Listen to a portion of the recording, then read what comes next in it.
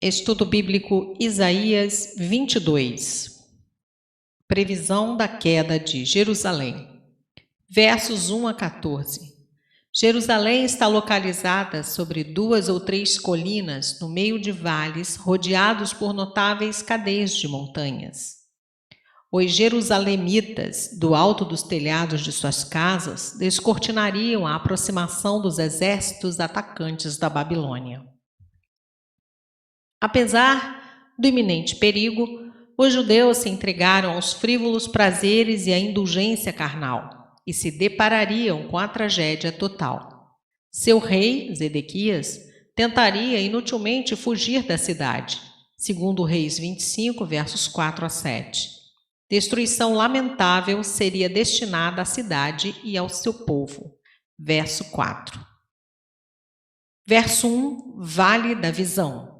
Jerusalém se chama vale por ser cercada de montanhas e da visão, tanto por suas características geográficas, quanto por ser o palco da maioria das profecias e das promessas pelas quais Deus se revelou ao homem. Verso 2, Cidade Alegre. A referência histórica pertence ao ano 701 a.C., logo após a invasão de Judá pelo rei Senaqueribe da Assíria. Por causa da afronta dos assírios contra Deus, capítulo 37, versos 14 a 20, ele milagrosamente livrou a cidade do perigo, capítulo 37, versos 36 a 38. Infelizmente, o júbilo pagão da cidade de Jerusalém, depois dessa libertação divina, não continha nada de arrependimento pelos pecados do passado, nem de abandono da idolatria. Deus mortos. Os habitantes de Jerusalém foram libertos da morte violenta daquela guerra, mas, por não perceberem a mão de Deus na sua salvação, revelaram que já eram réus da morte espiritual. E durante o cerco futuro da cidade pelos babilônios, a morte aconteceria por causa da fome ou de doenças. Verso 3. Já que a falsa atitude foi tomada na libertação de Jerusalém, verso 2, haverá outra invasão, da qual não haverá salvação alguma. E isto veio a acontecer no ano 587 a.C., quando os babilônios destruíram a cidade. Naquela grande invasão, tropas trazidas de várias províncias, como Elão e Quir, verso 6, tomariam parte no golpe final. Verso 4. Chorarei amargamente. A dor de Isaías era profunda. Ele não conseguiria participar da festança porque tinha visto a realidade das questões espirituais. Versos 5 a 11. O profeta dá detalhes do cerco que estava por vir, 589 a 587 a.C. Os arranjos materiais para a defesa da cidade, a reforma das brechas e a guarda do precioso reservatório de água, segundo Crônicas 32, 3 a 5, seriam inúteis, porque os judeus se recusavam a confiar no seu Deus, sua única defesa garantida contra o mundo. Verso 8. Casa do Bosque. Construída por Salomão, toda em cedro, 1 Reis 7, 2 a 6, funcionava como armazém de armamentos, 1 Reis 10, 17, e outros artigos de valor, segundo Crônicas 9, 20 e Isaías 39, 2. Salomão chamou sua casa de armas Casa do Bosque do Líbano, 1 Reis 7, 2. Verso 9. Jerusalém era chamada Cidade de Davi, segundo Samuel 5, versos 6, 7 e 9. Açude inferior. O tanque de Siloé estava fora dos muros de Jerusalém, mas Ezequias fez um túnel através da rocha, de modo a formar outro tanque dentro dos muros. Ambos os tanques recebiam suas águas da fonte de Gion. O plano feito para enfrentar um cerco foi bom, mas faltava também o espírito de fé em Deus. verso 11. Verso 10. Fortalecer os muros. Ezequias reconstruiu o muro danificado, segundo Crônicas 32:5. Mas agiu assim enquanto confiou em Deus. A sua fé contrasta com a fé que tinham as pessoas a quem Isaías se dirigia nesse momento. Verso 11b. Verso 11. Na época de se cumprir esta profecia, essas palavras de Isaías teriam ficado de pé por 114 anos, aguardando seu cumprimento. Os preparativos para a defesa da cidade eram puramente externos. O povo não estava tendo pensamentos para o Criador da cidade, dos açudes e da crise desse momento. Capítulo 31, verso 1.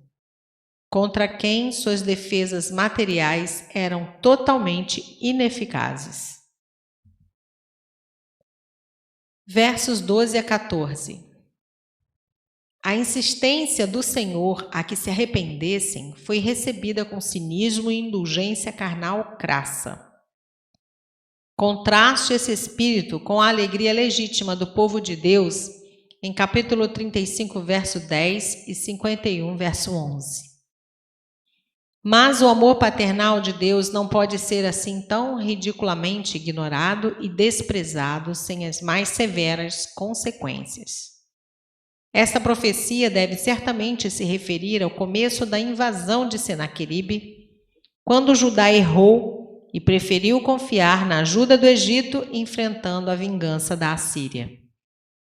Foi preciso os horrores da invasão de 701 a.C. para fazer Jerusalém se arrepender e renovar sua submissão a Deus. Verso 13. Comamos e bebamos, que amanhã morreremos. É comum pensar que esta frase surgiu entre os filósofos gregos, mas ei-la aqui pronunciada no ano 701 a.C. De qualquer maneira, a expressão pertence aos pagãos e aos que zombam de Deus até o dia de hoje. Paulo cita essa mesma filosofia, 1 Coríntios 15:32. Se não há ressurreição, aproveitar esta vida é tudo o que importa. Isso desconsidera totalmente os valores eternos de Deus. Verso 14. A predição do Senhor acerca do resultado do ministério de Isaías, capítulo 6, versos 9 e 10, encontrou o seu cumprimento, pois ninguém deu ouvidos a ele.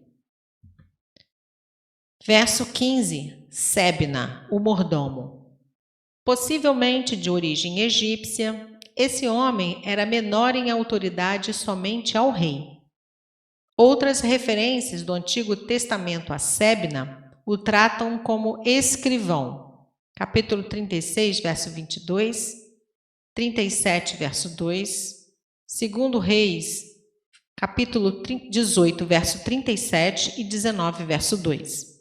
Sua posição depois de ter sido rebaixado de sua posição de mordomo, como profetizado por Isaías, verso 19. Verso 16. Sebna providenciou a construção de uma tumba digna de um rei, como um memorial para si mesmo, quando ele deveria ter tido o cuidado de atender às necessidades espirituais de Judá. O profeta condena sua arrogância. Verso 17. Isaías está falando da glória que Sebna atribuía a si mesmo. Verso 18. Terra espaçosa, morrerás, vergonha. Longe de receber um sepultamento luxuoso em Jerusalém, Sebna teve uma morte vergonhosa numa terra estranha. Verso 19. Te lançarei fora de teu posto. A arrogância fez com que Sebna fosse rebaixado da função de administrador para escrivão algum tempo depois que Ezequias passou a reinar, mas antes de 701 a.C. Capítulo 36, versos 1 e 2. Verso 20. Meu servo Eliaquim. Eliaquim, que substituiu Sebna como mordomo ou primeiro-ministro, teve a grande glória de ser chamado meu servo. Veja a nota em 20, verso 3. Verso 21. O mordomo tinha autoridade suprema sob a supervisão do rei. Verso 22. Chave da casa de Davi. Autoridade de permitir ou negar o acesso de alguém à presença do rei evidenciava a grande confiança que o rei depositava em Eliaquim. Jesus aplicou essa terminologia a si mesmo como sendo o único que poderia permitir o acesso de alguém ao seu futuro reino davídico. Apocalipse 3, verso 7. Verso 23. Trono de honra. O trono simboliza a glória que Eliaquim traria a toda a sua família. Verso 24. Nele pendurarão. Voltando para a imagem de uma estaca, verso 23, Isaías observou como a posteridade de Eliaquim se valerá dele para obter glória para si mesma. Verso 25, estaca será retirada. Depois de um tempo de serviço fiel, Eliaquim não suportou o peso da responsabilidade e caiu. E tudo quanto estava pendurado nele caiu também. Existem discussões contraditórias quanto à interpretação desse versículo.